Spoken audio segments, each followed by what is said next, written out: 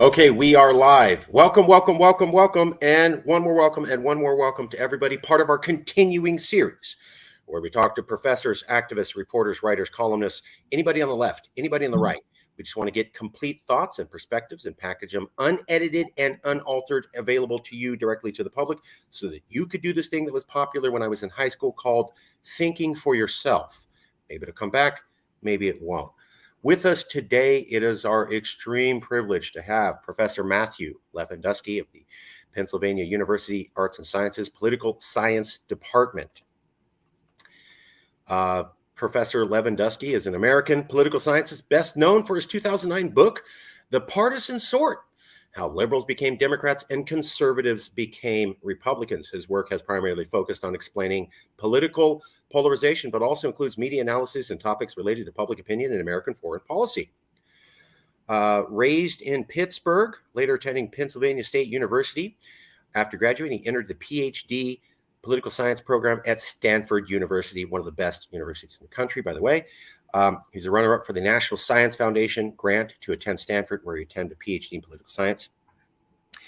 After completing his dissertation in 2006, Levendusky spent a year as a postdoctoral research associate at Yale University in the Center for the Study of American Politics in the Institution for Social and Political Sciences.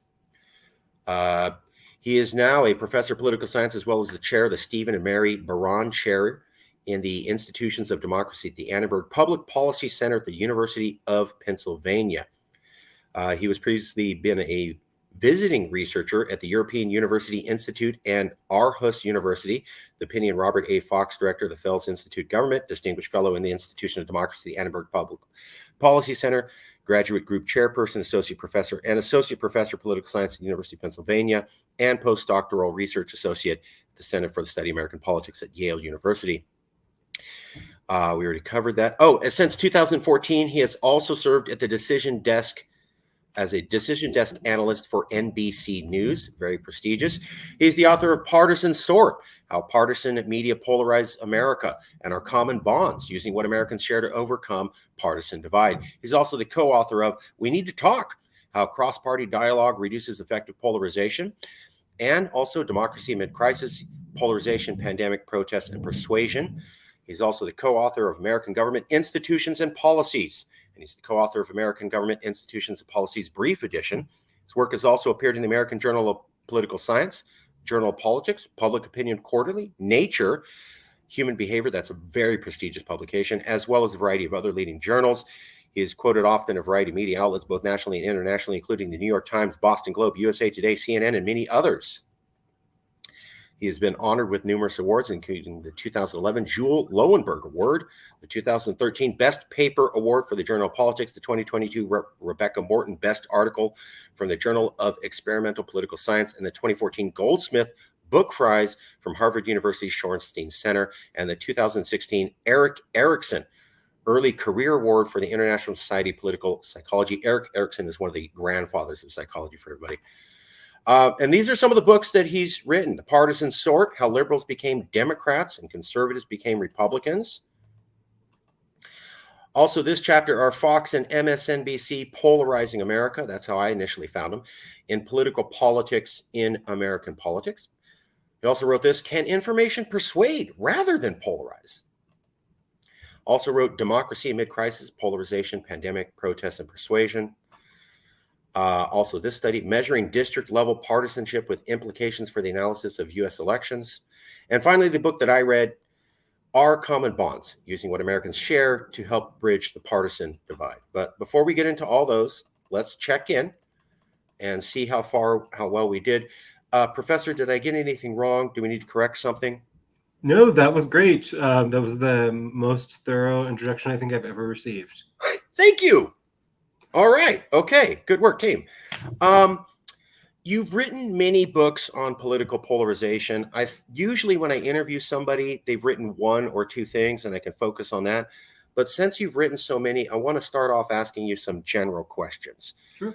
You're talking about political sorting, and you've obviously heard of the partisan sort. You've also heard of Bill Bishop, I think, in the sorting of America. What is your book about, the partisan sort, and does it conclude that we have had a big sort, like Bill Bishop indicated? Yeah, so I mean, we can take this in a couple of, let's take it in two parts, right? So the first thing, what the partisan sort is about a process. So if we went back to say the 1960s or even the 1970s, right? At that time, you would have had lots of liberal Republicans and conservative Democrats, right? So to use like examples, right, we can think about a liberal Democrat like Jacob Javits, right, or a conservative, liberal Republican like Jacob Javits, or a conservative Democrat like John Stennis, right? So many of the conservative Democrats in the South, many of the liberal Republicans in the Northeast. And if we were to look at the kind of ordinary public, right, we'd see sort of similar trends, right?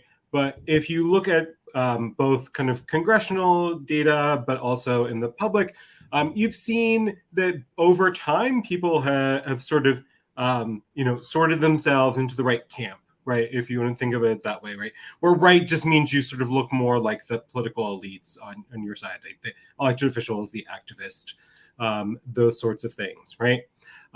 So the partisan sort takes a look at that, trying to explain that process from the voter's point of view, and basically the argument is that as political elites kind of sorted themselves out, that helped the public to figure it out, right? So you take remember that Richard Nixon is the president, right, who founds the EPA, introduces wage and price controls, right, does a bunch of things that we would think of as being quite heterodox from the perspective of like the contemporary Republican Party. Almost liberal. Yes, but you flash forward to someone like George W. Bush, right? We'll set Trump aside because he's sort of anomalous in a Thank you. place. Thank you. Right. But someone like Bush, right, takes much, what we think of by the contemporary standards, much more sort of orthodox conservative positions, right?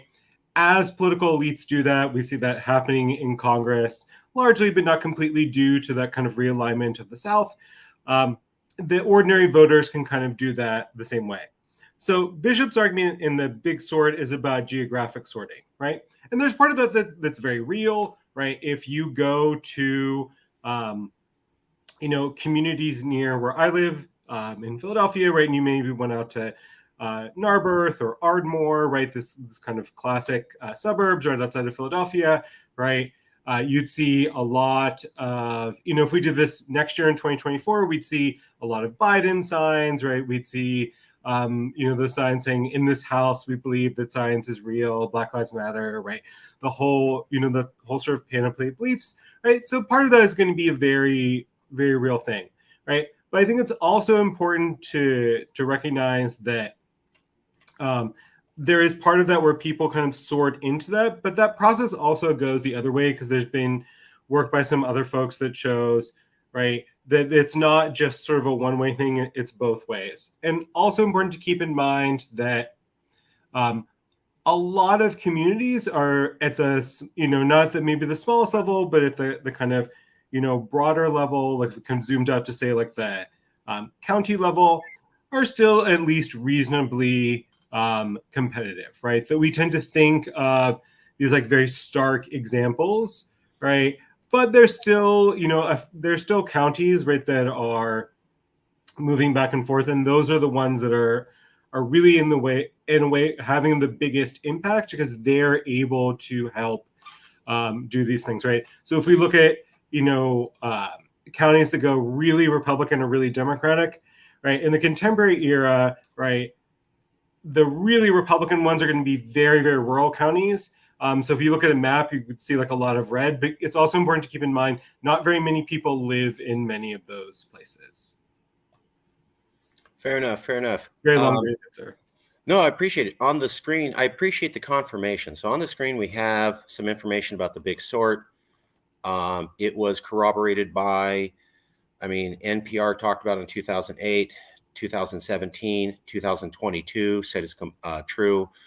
The New York Times looked at it in 2016, about a decade after Bishop, and totally confirmed it. There's also a study 2018. And basically what they're showing is, just for the public, so if you look at the maps, the map at the top left is 1992. And the map at the bottom left, I know it says 1992 over it, but that's a mistake. The map at the bottom left is the 2016 election. So the 1992 is the top left, and then at the bottom left is 2016. And if you go to 1992, red equals Republican landslide county. Don't even run here. Republicans win by 20 percentage points over Democrats. Blue equals Democratic landslide county. Don't even run here. Democrats win by over 20 percentage points. But most of the country was gray, which they were calling competitive elections. And this is for presidential elections at the county level, but it also backs up with congressional elections. Most of it is gray. Half the country is competitive. You can go down to 2016, which is the map on the bottom left, just below the word 1992. I apologize. Almost all the grays wiped out. And it's almost all landslide voting districts. Does that corroborate with what you understand the sorting goes in with America? Is that because this seems to be a big question. There's two questions that I keep running into with professors. Is the public itself polarized or just elites? And did the big sort happen or did it not happen at all? Okay, so let's take those in a couple of steps. So at the presidential level, right, we've seen things get a lot more polarized. But in many ways, think about the president kind of becomes the exemplars for the party, right? And so the Trump-Biden comparison is actually kind of a good one there, right? Or if you don't like that one, take Trump-Clinton, right? Or Romney-Obama, right? You have people who are very polarizing, right? In part because it's this big, very nationalized sort of campaign, right? So you end up with these things where, like, yes, you're going to see a lot of this just because it's so nationalized and so political, right? But if we were to go down a couple of levels, we'd see a somewhat different picture, right? It's not to say that, look, that there's one robust finding in political science, right? It is that partisanship determines people's voting behavior, like, consistently, right? So that people who are, Democratic tend to vote for Democratic candidates, people who are Republican tend to vote for Republican candidates, right? It's this sort of smaller group of kind of independent sort of swing voters, most of whom are somewhat more politically unengaged, who end up kind of determining what happens at a lot of things because a lot of other people are locked down, especially at those most nationalized levels, right? But even if we were to go down to governors, right, we see a somewhat different picture, right? So the most popular governor in America, according to Morning Consult, is Phil Scott, the Republican governor of Vermont, right? Vermont, very blue state, right? Sends Bernie Sanders to the Senate, right? Voted, I don't remember what they voted, for Biden in 2020, but it would have been, overwhelmingly Democratic state, right? But they have a Republican governor. He's really popular, right? Because people are able to kind of unhinge that a little bit differently,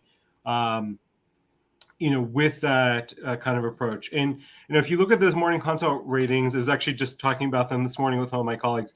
It's really striking that almost every governor, I think maybe the only exception might be Tate Reeves with Mississippi, we need to put a little asterisk next to him, given all the issues with the Brett Favre scandal. They're all actually net positive, right? Or, only minorly net negative, which is kind of striking if you think about it, right? Especially in, these very close competitive states, right?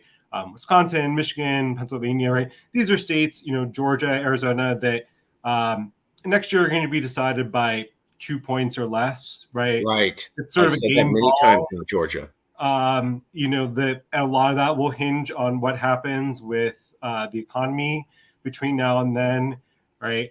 Those places tend to have governors that are, on balance net positive, right? Which is a sort of interesting thing, suggesting that people kind of maybe can make some differentiations between like okay, the presidential thing where, the way in which we talk about, Biden or Trump, or the way in which we talk about, Kevin McCarthy versus Nancy Pelosi, or Chuck Schumer versus Mitch McConnell, is just different than the way we think about our governor, or right, maybe state or county officials. Because there's also been some really interesting papers in political science where they've gotten ballot image data, which is you don't know who the voter is, right? But in some states where you vote electronically, it preserves a paper image of the ballot, so you know every position someone took, right?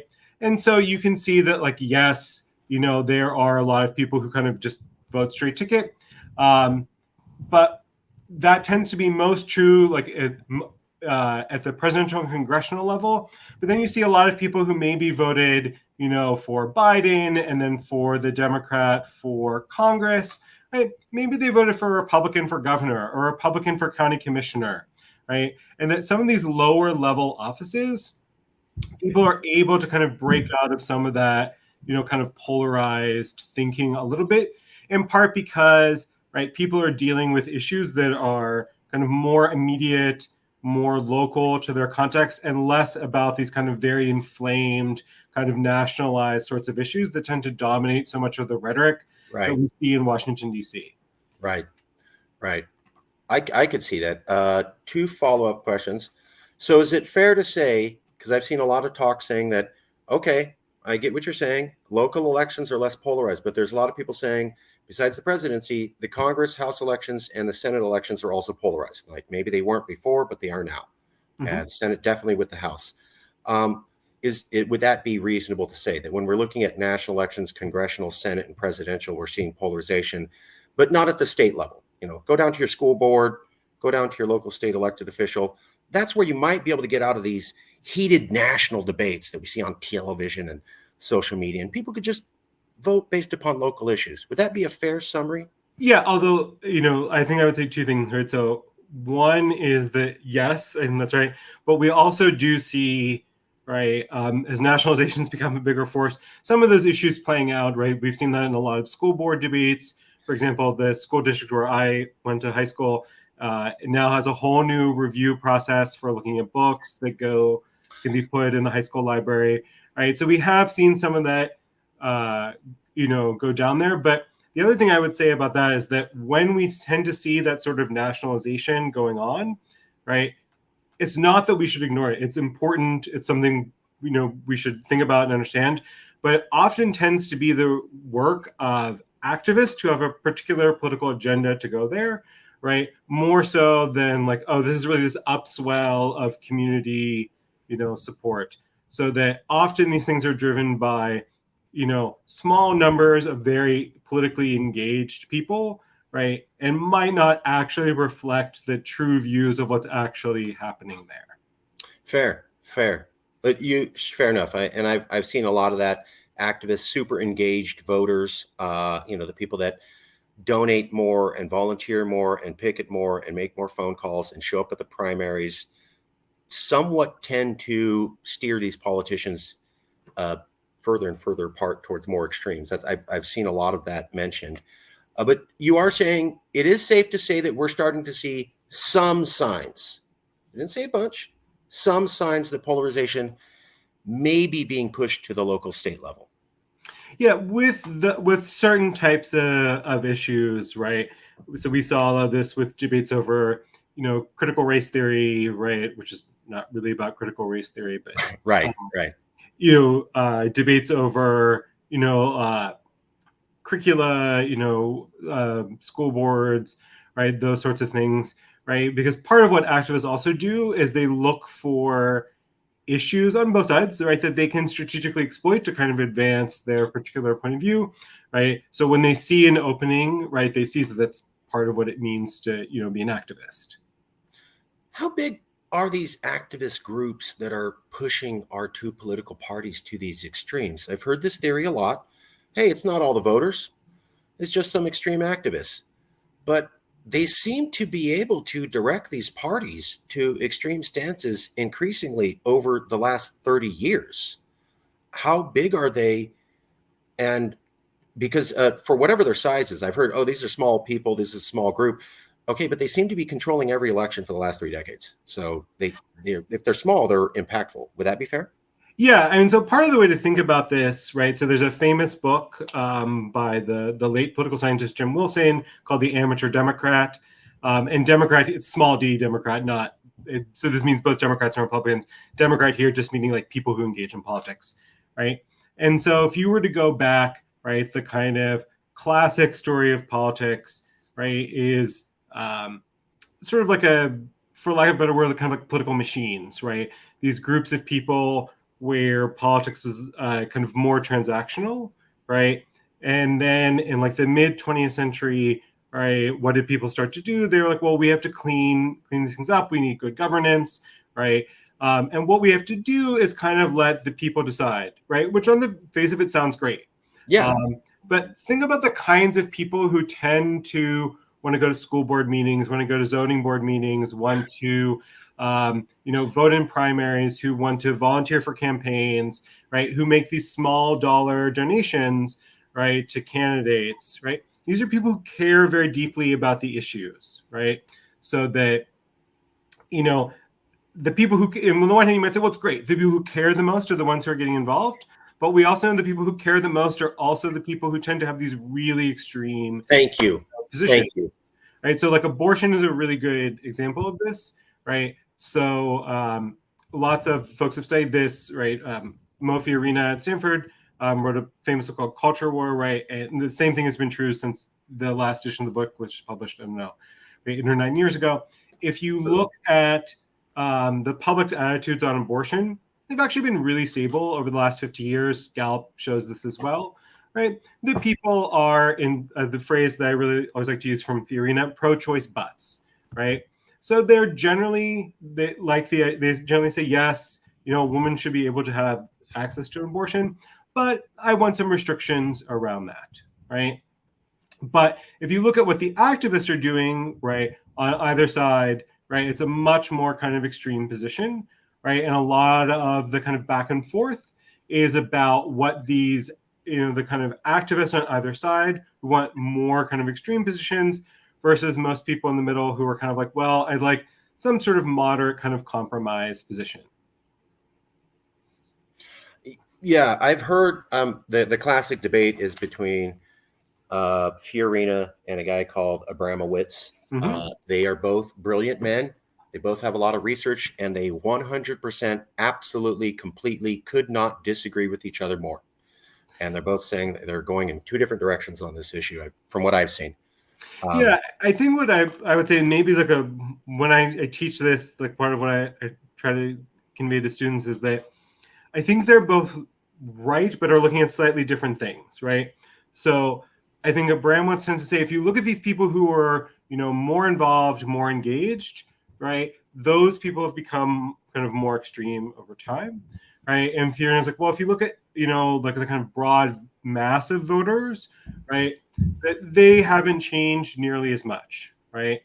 And it's important to keep in mind, like if you look at lots of these measures of engagement or political knowledge, that most people just aren't that interested in politics, right? And I don't think that's necessarily a bad thing, right? People are busy. They have a lot of other stuff going on in their lives. So for them, politics isn't a sort of central concern, right? So there's a famous line from the late Robert Dahl that politics is but a sideshow in the great circus of life. Soon no one will know what that means because no one will know what a circus is, but he wrote in the 50s, 1961, so made more sense at the time. But for most people, politics is a sort of secondary concern that they maybe pay attention when there's a presidential election, right? But otherwise, they're not that included. And so the kinds of people who are really engaged and active are the people who are really following it, right? Versus kind of other people who are just kind of trying to live their lives.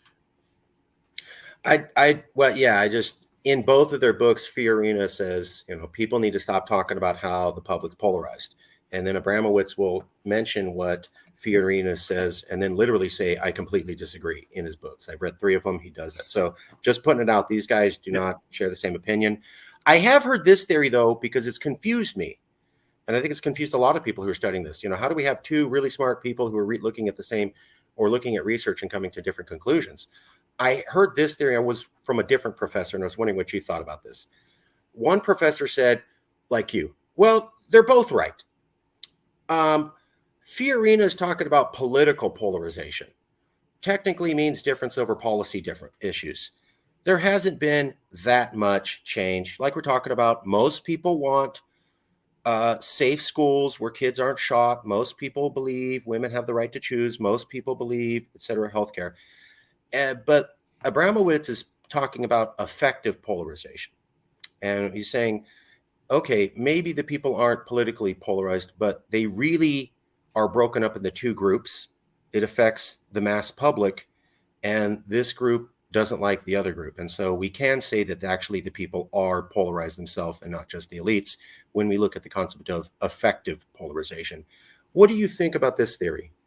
Yeah, so there's a lot, it's important to draw that distinction, right? So political polarization, issue-based polarization, right, is going to be like, do people disagree on, say, kind of gun control more than they used to, right? And there's like maybe a little bit of increase, but not that much. There's a lot more towards this affective or just kind of visceral dislike. How much you can separate those two things is a matter of some debate. But generally speaking, we can think of them as sort of distinct phenomena. I think one thing, though, that I would say on the affective polarization and some of the work that I've done is that when you ask, a lot of those questions will say, like, they might give you something called, the social scientists call it feeling thermometer, right? That says, Right. okay, we're going to ask you to, they would show you a little graph of the thermometer, and they say, like, okay, people you really dislike are at 0, people you really like are at 100, people you're indifferent towards are at 50. And they say, how do you think about Republicans, right? And so people, if you ask them that question, if you ask a Democrat that question, who will they think of? Well, they'll say, when I think about Republican, who comes to mind? Okay, well, Donald Trump, Ron DeSantis, Mitch McConnell, right? My classmate from high school who's always ranting on Facebook. And they think of these really extreme exemplars, right? Because those are the kind of people who tend to come to mind if I just ask you to list things off, especially for a group that you're not a part of, right? So something like the other party, right? And that's true of all kinds of different groups, right? This is what social psychologists call outgroup homogeneity, right? That we tend to think of these kind of extreme examples and say, like, oh yeah, well, everyone in that group is kind of like that, right? Right. Right. So you tend to think of these really kind of like extreme examples. So in some work I did with some co-authors, what we did was we asked people to think about, we gave them like more information basically. And we kind of talked to them about how much these people like to talk about politics as a measure of kind of easy to understand political engagement, as well as how ideologically extreme they are. And we found that when you ask people about profiles that look more typical, right? So most people are kind of interested in politics, but not that really, and are, have some sort of positions but aren't really that ideologic extreme. People are much more kind of like, oh, I'm okay with that, kind of person. Like maybe I'm not thrilled with, if I'm a Democrat with a Republican, right? But they think about like kind of an ordinary voter who doesn't look like such a political caricature very differently than they do about these very kind of extreme nationalized figures. We have some studies, I'm trying to find them, that, and this is one of the questions that I had for about Fiorina's work, is that Fiorina's been saying the people, aren't that polarized, but he's been saying that since 2008. And what I noticed is that in 2008 was before the Tea Party got going, before we had Joe Wilson, I think, say "you lie" to Obama, which had never happened before in American history, before Trump, before January 6th, off of it. I'm trying to find the references, but there's also a lot of references showing that in 2012, about 1/3 of Americans would not date someone outside of the political party. Now it's over half. So it's risen to over half of the American population won't date someone out of the political party. There's another study showing that they won't marry someone out of the political party. They don't want anyone in their family doing that. That's now over half. There's also studies showing that kids are now sorting themselves into red and blue universities. These are all things happening at the mass public level. Can we say that polarization isn't happening to the mass public when we can literally look at data and we can literally track it showing, wow, these people, you used to be able to go, I don't like the fact that my daughter or my son's dating a Republican or Democrat, and maybe make a few jokes and you get over it. Now it's like, I will disown you and we don't have a family together and you're not allowed to do that. And it's over half the population. And that was not existed in 2008, not existed in 2009, 2010, but it's gradually gone from 2012 to here. Can't we say that people are polarized? So, I mean, I think the thing that I would say in response to that, right, is it's in a way the kind of same answer I gave to the last question that if I just said to you, like, would you be willing to date a Republican, right, if you're a Democrat, right? You think about someone who is a very, let's say, like an ardent, Republican, someone who's going to show up with a "Make America Great Again," hat on, and to, you talk about the fact that they're an NRA member, like on the first date, right? People are going to Stereotype. Yeah, they think about, like, if I just ask you about that, you're like, well, no, I don't want to date that, right? Or if you're a Republican, you might say, like, well, I don't want to date someone who thinks police are terrible and that you're guilty by association if you're white, right? You can, whatever kind of stereotype positions you want to hold of either side, right? That you're going to bring up a lot of these very kind of extreme things, right? And so that if it turned out the person you were going to date was someone who was kind of like, yeah, I guess I voted for, Trump, but, it was because I liked to on taxes or whatever, right? That's maybe a little bit different, right? And so that's the kind of trouble with a lot of these questions. They're very by their nature and trying to be kind of inclusive, they leave you to fill in a lot of the details. And one of the things we know from work that people have done in survey research is that when you leave when you leave people to kind of fill in those blanks, right, they tend to do it in very particular kind of exaggerated sort of ways, right? And so as the discourse kind of moves in a different way, right, you're going to see people do that, right? Because the types of exemplars that you're going to see talked about, this exemplar is just a fancy academic way of saying example, are going to kind of, that's going to then change the way, people are going to answer those questions, right? So is there, right, some, is there a growth in those things? Sure. But on the other hand, like, we also know from like voter file data that, politically, that most intimate relationships are homogenous on lots of dimensions, right? Not just politics, but on race, on class, on education, right? So it's not a huge surprise that we would also see that play out politically. I'm just saying I've talked to a lot of people. I'm in California. It's super politically charged here. My family's from Texas. I have contacts in New York. I've also interviewed about 70 professors across America for this. Everybody's saying, I've lost relationships. I've lost friends. I've lost family.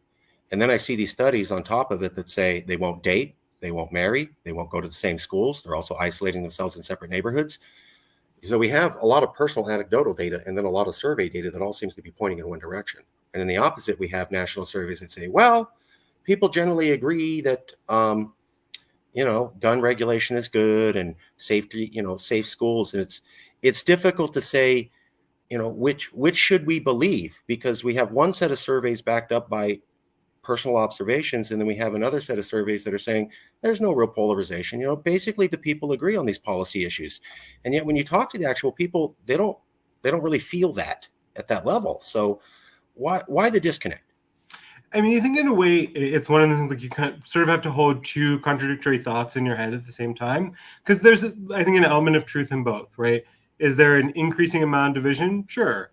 But at the same time, are there things that people still can kind of agree on and base on, right? The answer is also yes, right? So in some of the work that I've done, right, one of the things that that I found and my co-authors have found as we've done these studies is that people, because they carry around a lot of these misperceptions of the other side, right? There's a lot of value in having people have a genuine conversation with people who disagree with them, right? And that doesn't very often yield persuasion, right? What it yields, if it is done well, and there's some tricks to getting it to go well, or tricks is the wrong word, steps to getting it to go well, Fair um, enough. is that you might sort of say like, oh, I didn't realize why you felt that way, right? Or it hadn't occurred to me that you would have that, like, an actual argument for your point of view, right? And so, like, there is certainly a backdrop of polarization, right? There are very real divisions between people, right? And there's, it's silly to sort of, suggest otherwise, right? But that doesn't mean that everything has to fall into this kind of like spiral of polarization. And the other thing I would say is that when political communication scholars talk about why do the media cover some topics rather than others, right? One of the key things that they look for, right, because it makes stories interesting, is kind of division, conflict, right, points of tension, right, and story that just kind of says like, oh, it turns out people actually agree on a lot of these things, and that there's some sort of value in both sides. Like, it's not like a super interesting story. Like, most people aren't that interested in politics. Like, okay, not super If interesting. it bleeds, it leads, right, Professor? Yeah, I mean, that's just kind of like that's kind of the way it goes. That it's sort of, we see the same thing like as we go through the kind of primaries, that like part of the reason why like the media likes to have a kind of new exciting story to kind of talk about, right? And so that's part of what they do. So is that what you were getting at in this chapter here? Are Fox and MSNBC polarizing America and political polarizations in American politics? I've seen a lot of professors say the national news media, 24-hour cycle news, and they're focused on one particular bent, and they've realized that making people mad and having politicians who say outrageous things is great for ratings, and great for ratings means more money in advertising. Is that is that what you're saying, or are you taking a different stance, Professor? Yeah, so this was a somewhat different argument. So that essay is based on some work I did for my second book on partisan media. And what that essay is arguing, based on a set of experiments that I did, that what seems to happen when people watch Fox and MSNBC is there is some persuasion, right? But part of what's also going on is that a lot of the effect of these shows are driven by the people who kind of self-select into them, who are already somewhat more extreme, right? Okay. So it's not so much the case that Fox and CNN sort of make people super, take people who are centrist and make them ideologues. It's more that the kinds of people who opt into watching Fox or MSNBC, right? Because it's very particular subsets of the population, right? Even the most popular cable news shows have an audience of 2 to 3 million viewers a night, right? The cume is going to be a little bit higher, right? But it's a small fraction of the public that, with any regularity watches cable news. Right? It's taking people who are kind of like sort of extreme and pushing them a little bit more towards the ideological poles. So people aren't turning on Fox and MSNBC and saying, I'm a moderate, I'm an independent. And after a few months going, I'm an extreme partisan. What happens is they're already partisan. They're already extremely polarized. And then they search out their own echo chamber. Yeah, they're looking for, I mean, I think you have to think of those shows not even so much as information, but as a blend of information and entertainment, right? That this is more about giving you a kind of news that is going to fit with the particular, sort of narrative of the world. And a lot of that is going to be actually bad things that the other side does, even Right. more so than good things that your side does, because that's sort of like in-group reinforcing. Because it's like, if you watch Fox, it's look at these crazy things Democrats are doing. If you watch MSNBC, it's look at these crazy things Republicans are doing. I really appreciate you mentioning both, and that kind of explains this concept that affected polarization. Why are the masses so upset at each other? Well, they're watching these. Some of them are watching these news shows that constantly say, "We're not really focused on presenting news. We're really focused on talking about how the other side's bad." And we see a lot of polarization. Of the political affected polarization seems to be less on, "I like the policies of my side" versus "I just don't like the other side." Yeah, no, and I think if you look at no one's really done this polling on the other side because it's not as relevant. But if you look at some of the polling, and there's really great polling, a lot of the really great polling coming out of the CBS YouGov team, and they did a bunch of polls of likely Republican voters, right? And the kinds of things that were very important to them weren't really substantive positions. It was just more, what do you want in a nominee? And it's someone who says that Trump won 2020, someone who wants to, own the libs, who wants to Right. stop woke.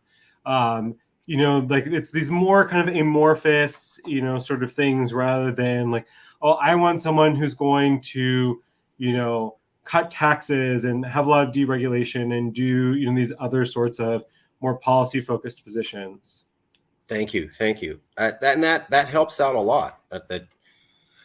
So let me, if I may ask you, I know that you didn't study this specifically, but social media, the bad guy list goes immediately national cable news and then social media. And I've seen a lot of professors and a lot of newspapers and a lot of think tanks say, boy, if we just got rid of cable news and social media, poof, everything goes back together. No problems. Everybody loves each other. Does that make sense to you, Professor? Well, I mean, I guess it's not a very whether or not it's true, it's not a very useful counterfactual because that's not something that's going to happen. So, I mean, look, there are ways in which social media, monetizes attention in bad ways, right? You know, in some ways, we're the product, right? When you're using it because they're trying to sell your eyeballs to consumers. But there are also people who are trying to do work to make those platforms kind of less polarizing. And I think, what I like to, when I talk to groups about this way, I always like to remind people of is that there's been a bunch of studies have done this, right? So Jamie Settle has a great book called Frenemies about this, but Pew also has data on this. It's something, the figures differ from study to study, but the vast majority of people really don't want to talk about talk about politics on social media, Right. because they're like, look, if I'm on social media, it's because I want to see my friends' grandkids on Facebook, right? Or I want to talk about XYZ on Twitter, or share photos of my vacation with my friends on Instagram, right? But there's a small number of people who really like to talk about politics all the time. It doesn't matter what the platform is. And what's also weird about those people is they're often not people who are very closely connected to us, right? So, it might be someone that I went to college with, right? Or went to high school with. But if it wasn't for social media, this is someone that I might see every 10 years at my high school reunion. We don't live in the same town. We're not close friends anymore. Right. But because of social media, like their viewpoints are thrust into my timeline all the time. Right. So it's also important to remember it's this very kind of weird artificial space. Right. And so to think about that in the way that you approach the content that you see on it.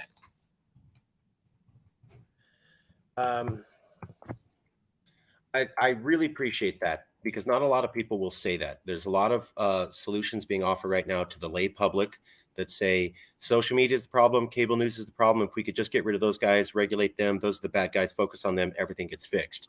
Very few people are coming out and saying, even if you could do that, you're not going to be able to pull that off.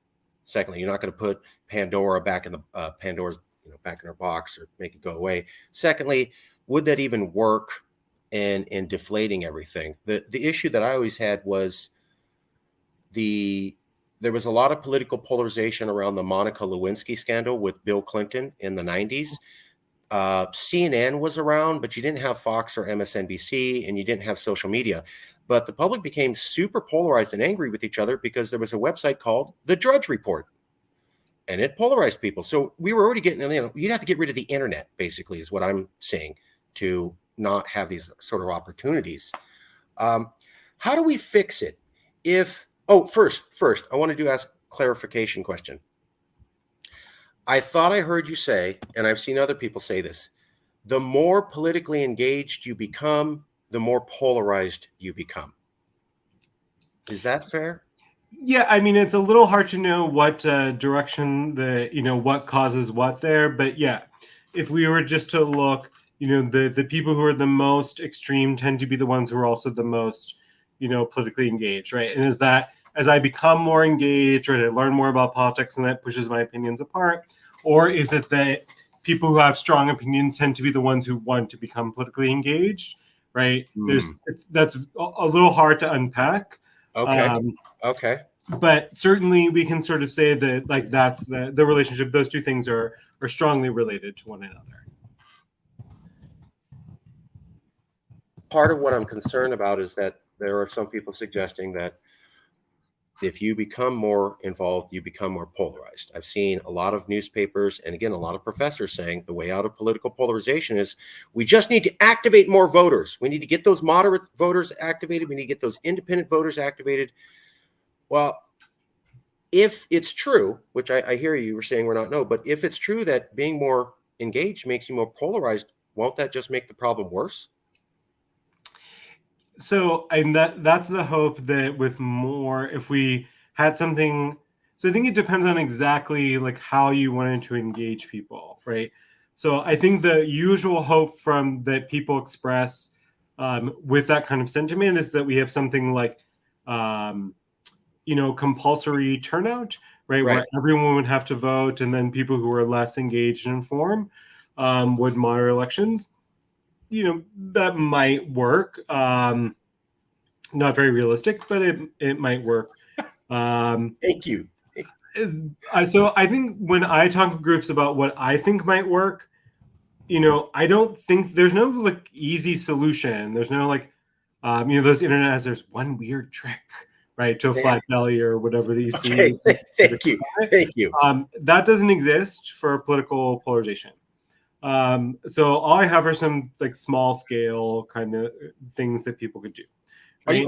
I'm sorry to interrupt, but are you saying there isn't some silver spoon, some key missile that we could file? Congress comes together and passes a law. The American people come together and we make this legal change and everything snaps back together. Are you saying it's not going to be that simple? There's no silver bullet to kill this monster. It's other stuff. No, that's right. There is no silver bullet that does this. It's a hard problem, right? With a lot of causes, right, and things rooted in technological and sociological changes.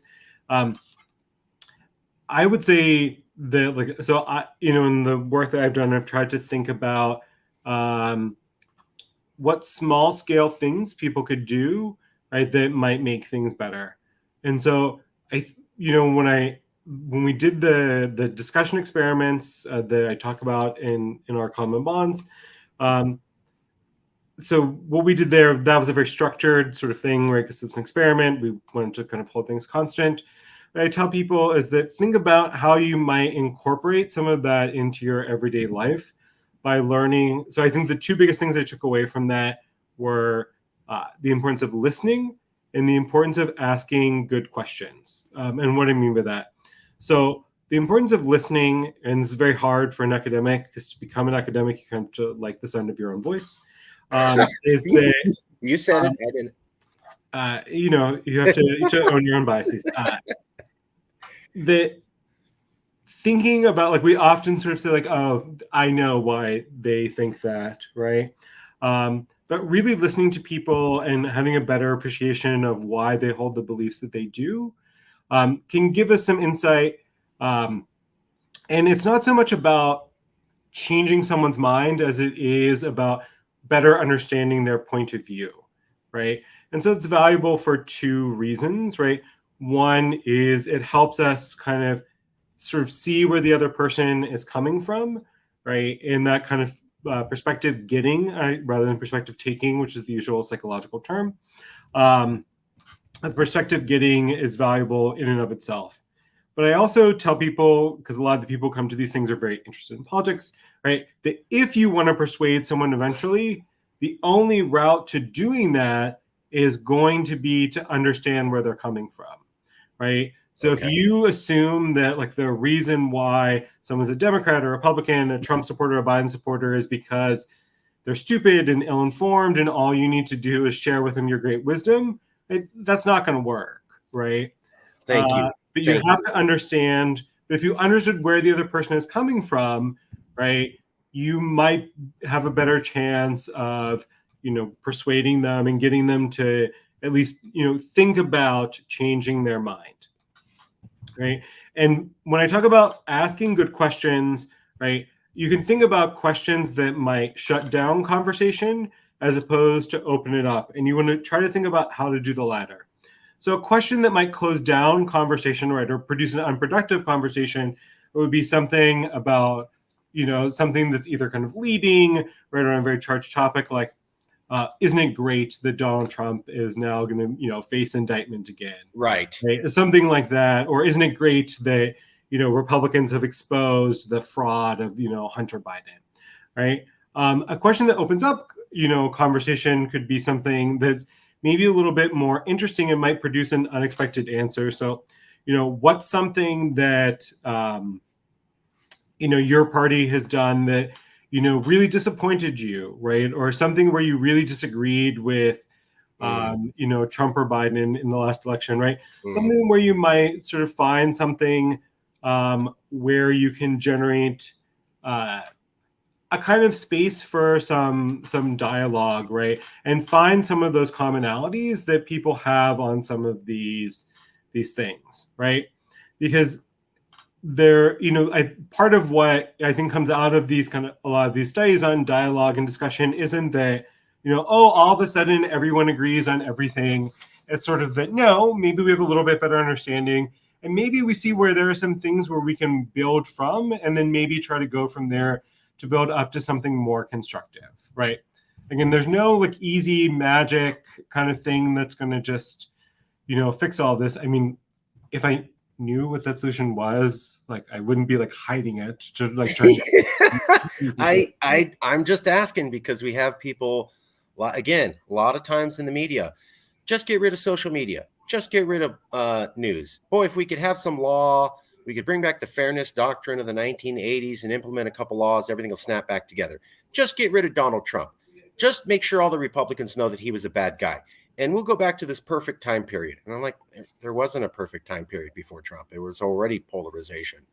I like what you're saying, and I totally agree. It sounds like what you're saying is, if you're trying to understand why somebody went to January 6th, even if you disagree with going to January 6th and you think January 6th was an insurrection and coup, which I do, you can't walk up to somebody and go, hey, you went to January 6th because you're stupid, right?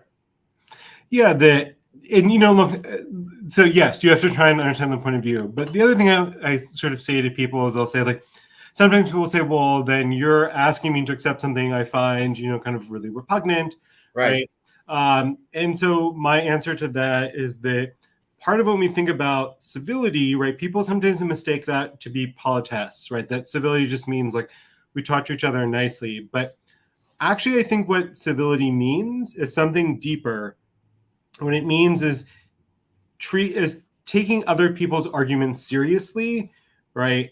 But on the assumption that everyone has a right to be in the kind of political sphere and the political space, right? So that the illegitimate arguments become ones that say, well, some people don't deserve membership in the political sphere, right?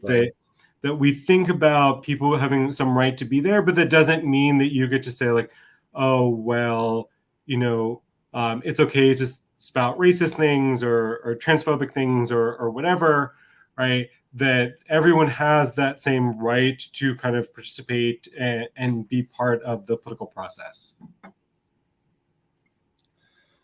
I wanted to ask you about our common bonds, and I've heard other people say what you were saying.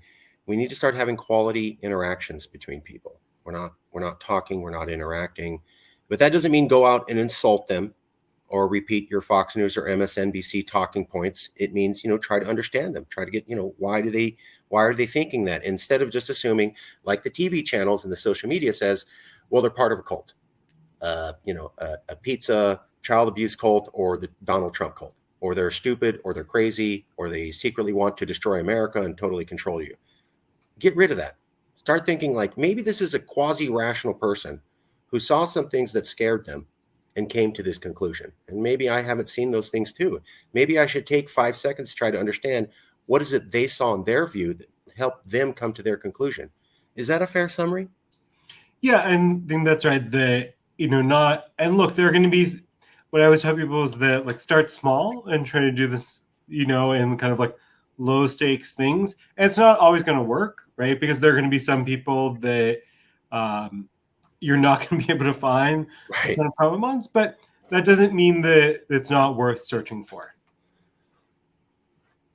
Let's say we got everybody to read your book and everybody goes, this is the solution on the left and on the right. Given that there's some evidence showing that we've been polarized since 1992 and increasingly polarized and more, how long would it take for America to have all these interpersonal conversations before we got to a point where the polarization wasn't an issue? Like, if we all do this, we engage in this public project, we want to heal America. I don't know what I'm doing, but I'm willing to jump out, talk to my neighbor, get involved. 200 million people do it. How long does it take for us to reduce our anger? Because people seem really mad at each other. Good question, but I think I might change the question a little bit, Sure. right? In a way that I'm not sure that.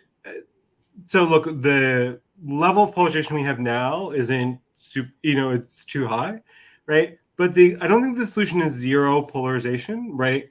In part because what partisanship does, right, is it helps us clarify that there are big, important policy choices, right, at stake about the way we kind of govern society, right, the way we write the rules to do a wide variety of different things, regulate markets, right, invest in different sorts of policy areas, right, things like what the Inflation Reduction Act did, right, that some polarization is probably actually a good thing, right, because it's highlighting that there are these big important consequences that are at stake in elections. So I think it's more about reducing some of that, for lack of, sort of like false polarization or like undue polarization, right, and trying to have a better understanding of each other so that we can work together to find more constructive solutions to problems. This sounds like a generational project. Like this is something that's going to be a long, slow, hard slog, like how we had to get the idea that African American people have the right to vote, women have the right to vote, minorities have the right to vote, smoking is bad for your health. Those things took decades for those ideas to settle in, and it was conversations at the local level. Is that what we're looking at here? Probably. Like, I think, again, these things don't change, quickly, but they're like, all I would say is that hard things are often worth doing. Fair enough. Fair enough.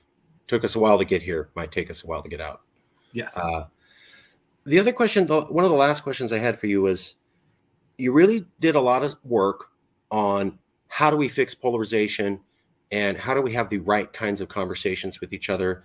And you pointed out something I've heard from others, you can't just walk up to somebody and start talking. That could, on the other side, that could end badly. Especially like if you say, so you're a Donald Trump supporter, right? That means you're crazy. That's not going to go well. Try to understand them first. If we look at the map of political polarization that we looked at earlier for national elections and congressional, there's some hardcore red landslide districts and hardcore blue landslide districts. Let's say you're in a hardcore blue landslide district. If you go to your local coffee shop and talk to a Republican in your hardcore blue landslide district, is that as effective as reaching out to a Republican in a hardcore Republican landslide district? So you're in a blue landslide district. Is it okay to just go, hey, I went to my corner coffee store and I talked to a Republican who generally lives surrounded by a bunch of liberals, and he basically agreed with most of what I said? Or is the real conversation to have, you're in downtown San Francisco and you're talking to somebody in rural Kentucky? I mean, red, blue. I would say I think the most effective ones are going to be ones where you can think about other things that might, some other kind of shared identities that might help you kind of open up that space for dialogue. So here's a kind of more prosaic example of it, right? Like something like sports fandom that gives you a bit of a kind of common, kind of bonding, where you can do something where you can say like, okay, well, like we have something else in common, and like I can see this is sort of like a good, reasonable person, right? So maybe like they're not so crazy when it comes to politics, right? Right. And so I think the one way of thinking about how to approach it might be find things where you can use something that's apolitical to kind of bridge the divide to help you then have that deeper political conversation. Right. I have family in Texas and they're Republicans. I'm not. And I know a few people who are Republicans here in California and Santa Monica and the Bay Area. The Bay Area Republicans are vastly more accepting of certain liberal positions on social issues than the Texas Republicans. I mean, the Texas Republicans are hardcore about God and guns and no LGBTQ. And I have other Republicans here in California who go, yeah, of course we need gun regulations. Of course we need some environmental regulations. Of course you can't hate on LGBTQ people. And so I don't see these Republicans in coastal California and rural Texas as being the same. And I'm wondering if I, as a liberal, reach out to my coastal Republican and I go, hey, we had a great conversation. We bonded. Am I really healing the country? Because there's still the division between me and the rural part. I mean, great question. I think it's going to be harder to do those really big bridging conversations. Like that's going to be harder and it's going to require more trust.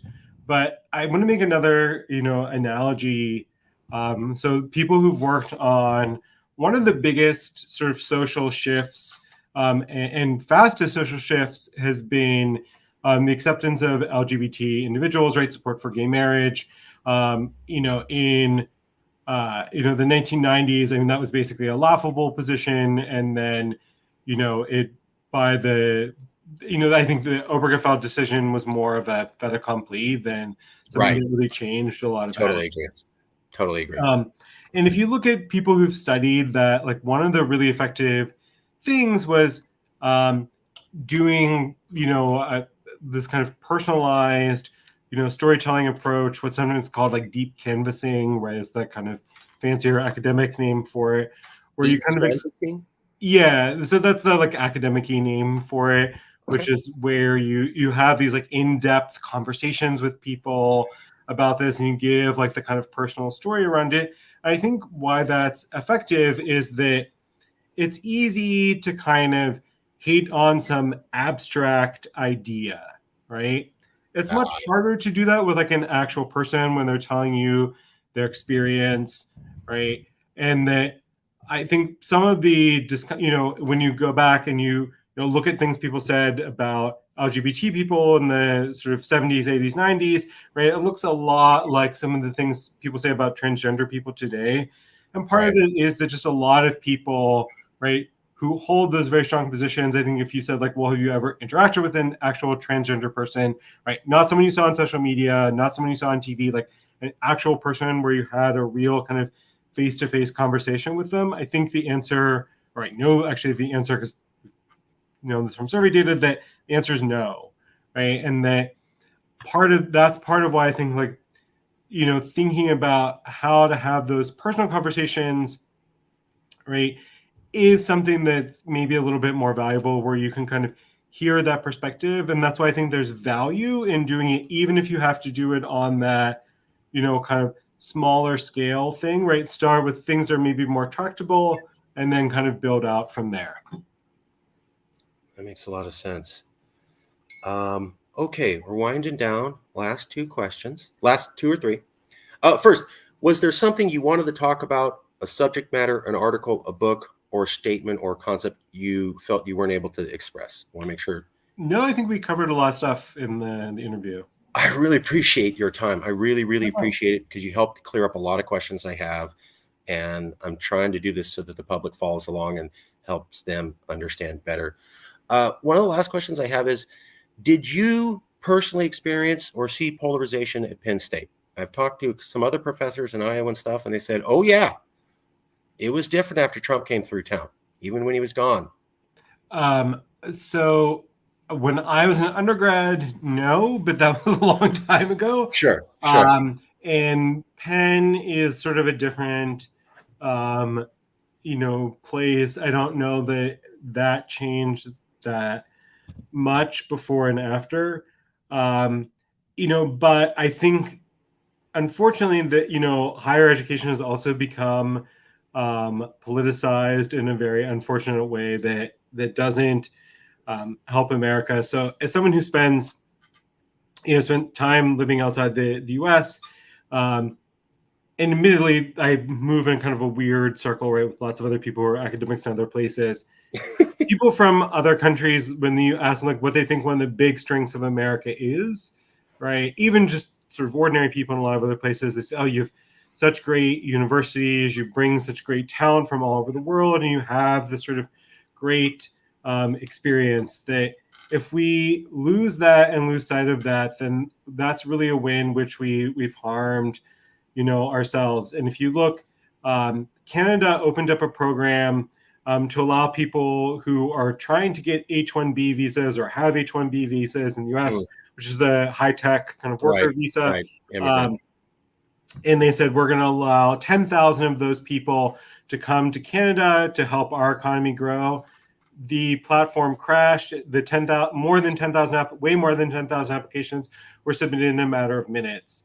And that should worry all of us, because those people bring a lot of innovation, and there's other sorts of things. So, I think that's why as an academic, I worry about some of the kind of polarization around these kind of higher ed issues, because this has long-term consequences for, not just higher education, but American society and the American economy more generally.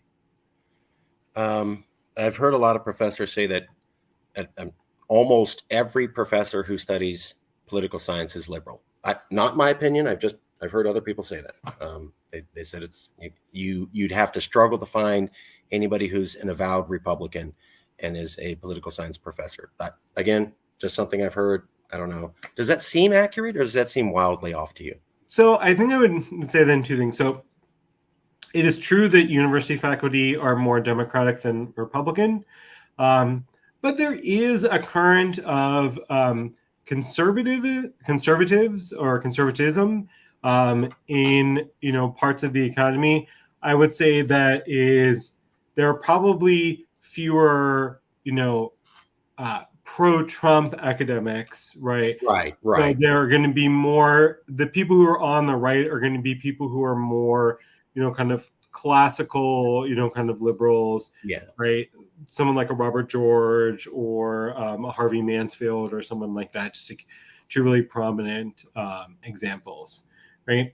But I think that also in a way kind of, misses a bit of the point that like it's not so much about like being taught by liberals and conservatives, right?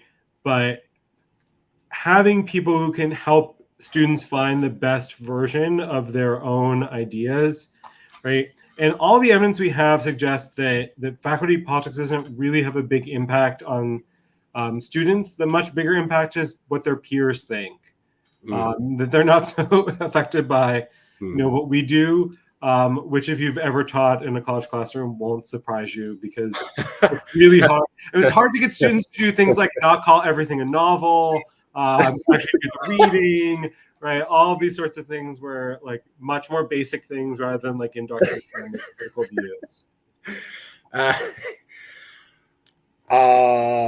I did all of the things you just said when I was in college to my professors, and I want to apologize to you on behalf of everybody 25 years ago. I'm sorry. I was just, was reading a bunch, and I was like, not another book. God. Yeah. Is it just part of the concern is that I've read a couple books by very established, very well-respected, very intelligent authors, and they were very well researched, and they were talking about political polarization. And then somewhere along the times, it ends with, come on, guys, we know it's really all the Republicans' fault. Like, yeah, I mentioned the left here a couple of times in the book, but really the left doesn't need to do anything. And we could basically just summarize that it's all the Republicans' fault. And I'm just thinking, would turn off the lay public? I mean, if we're trying to get everybody in America to work together, to come together, and we go, look, hey, conservatives, academic America has basically concluded it's all your fault.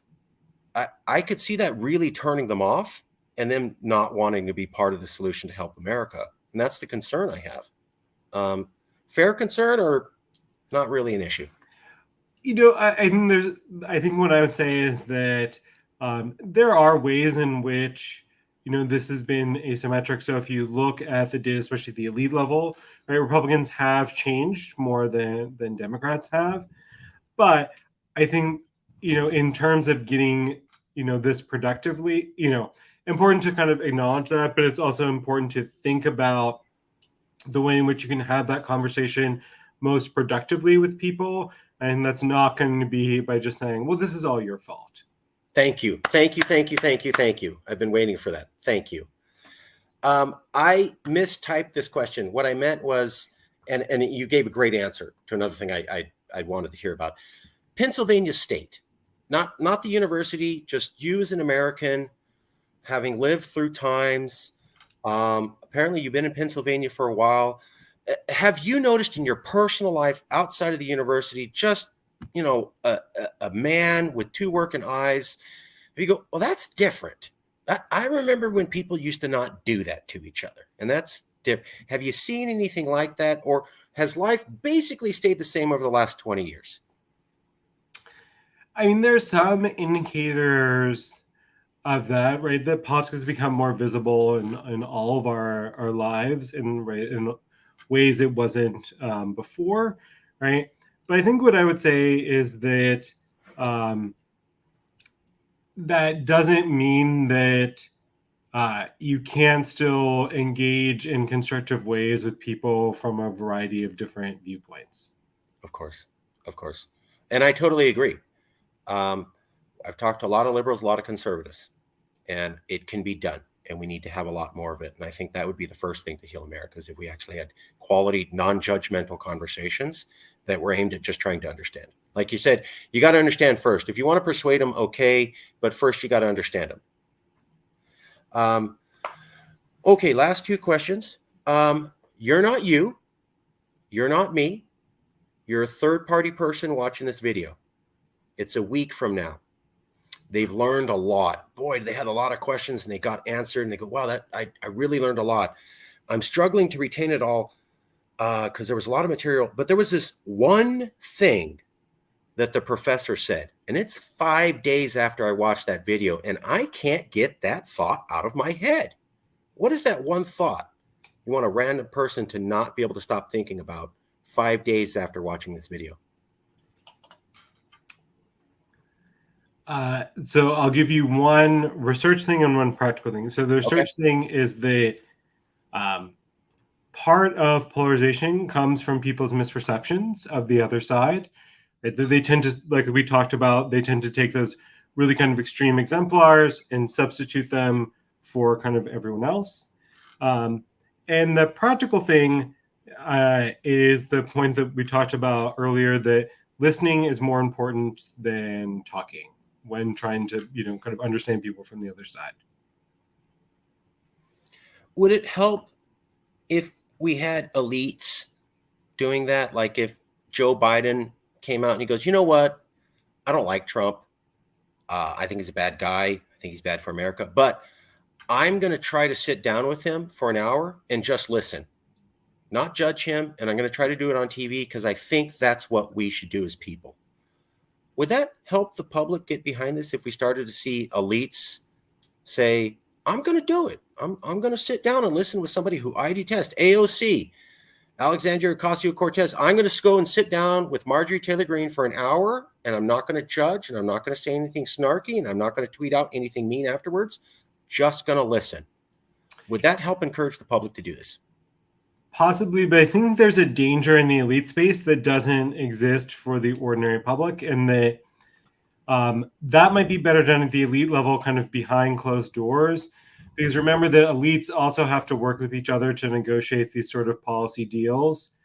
And so it's valuable to give them the space they need to kind of operate behind closed doors, right? So that's one way in which, some of these efforts at transparency and sunshine can sometimes be counterproductive, because by putting everything out in the open, then it makes it harder for people to kind of, cut deals behind the scenes and, find compromises that might otherwise be harder to do. It's interesting. That's interesting. Because this is another magical solution being offered. Just get rid of social media, just get news. And if Joe Biden and Trump could hug each other and say, I'll listen to you, that, it'd be a kumbaya moment. I haven't heard somebody say, look, maybe that's not a good idea for the elites to signal that way. They have difference of issues, because that's being held out as a thing. If we just had the elites signal that we could talk to each other, everything snaps back together. And I totally agree with you. There's no silver bullet, but I constantly see newspapers providing that, going, oh, no, here's the silver bullet. Last thought. I hope you found this was a fair interview. Yeah. You don't have to name anybody, but we always ask, do you know anybody who might be willing to be part of an honest conversation? We always ask, if you have any recommendations, just try to keep the conversation going. Yeah, I think I can't remember if you've had them on the show, but I think some really interesting folks and be some of the folks involved with Braver Angels and some of their team. There's also a group called the Civic Health Project that's working to try and do some of this dialogue. Other groups like Unify, Listen First. So there's a lot of folks in the kind of informally get called this bridging space that, if you haven't had them on, I think could be good folks to talk to, because they try to do a lot of this work on a much more kind of practical sort of level. I really appreciate that. Thank you very much for your time, Professor. Thank you very much for answering all the questions. I really appreciate you helping us clarify a lot of things. And I will send you a copy of this interview in the next couple of hours. Okay, great. Thanks. Have a great day. Thank you, Professor. I appreciate it. Bye-bye.